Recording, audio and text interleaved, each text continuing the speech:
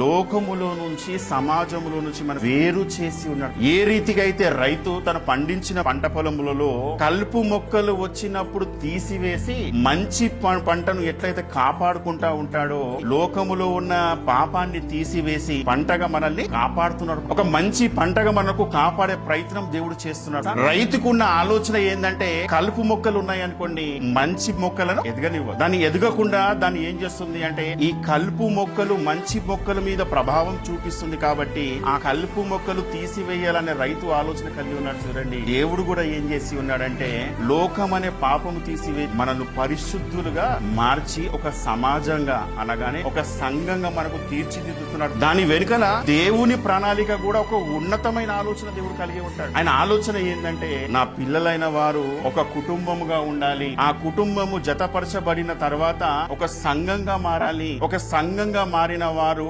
యోగ్యులుగా ఉండాలనే ఆలోచన దేవుంది. అందుకే దేవుడు సంఘం గురించి మాట్లాడుతూ, సంఘంలో ఉన్న కుటుంబాల గురించి మాట్లాడుతూ, సంఘంలో ఉన్న సహవాసం గురించి మాట్లాడుతూ దేవుడు తెలియపరుస్తున్న విషయం ఏందని మనం ఆలోచన చేయగలిగితే, దేవుని ప్రణాళిక మన గురించి ఇంత ఉన్నతంగా ఉందా అనే మాటలలో వెళ్ళి అర్థమైనప్పుడు ఆయన మాటలలో ఉన్న రుచి ఏంటో మనకు అర్థమవుతుంది. ఆహారము తీసుకున్నాం అనుకోండి, అది ఎప్పటి వరకు మనకు తృప్తి పరుస్తుందండి? ఒక మాటలో చెప్పండి, బిర్యానీ తిన్నాం అనుకోండి, అది ఎంత వరకు విల్ సాటిస్ఫై? నోట్లో పెట్టుకున్నంత వరకే. ఈ నోట్ల నుంచి గొంతులో దిగింది అనుకోండి, కారం అన్నమైనా, బిర్యానీ అయినా, తందూరి చికెన్ అయినా, మటన్ అయినా అన్ని ఒకటే. కొంత సమయాన్ని గురించి మనం ఎంత ఆలోచిస్తున్నాం చూడండి. కానీ దేవుని వాక్యం అలాంటిది కాదు.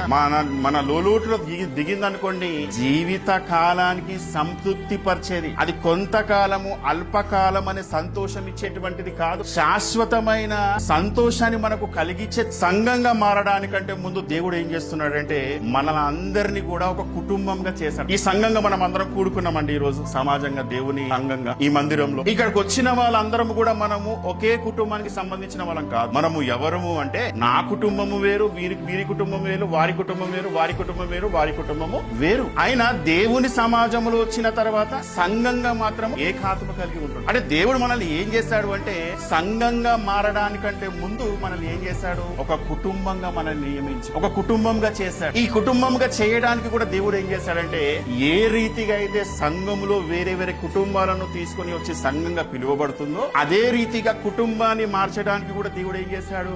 రెండు వేరు వేరు కుటుంబాల నుంచి ఇరువురిని జతపరుస్తున్నాడు కదా. కుటుంబాలు వేరైనప్పటికీ సంఘం ఒకటే. ఏంటండి, ఆ కుటుంబము ఒకటైనప్పటికీ ఆ కుటుంబము ఏకం కాక ముందు వారిలో ఉన్న మనుషులు వేరు వేరు. రెండు కుటుంబాల నుంచి వేరువేరుగా తీసుకొని వచ్చి ఒక కుటుంబంగా జతపరుస్తున్నాడు.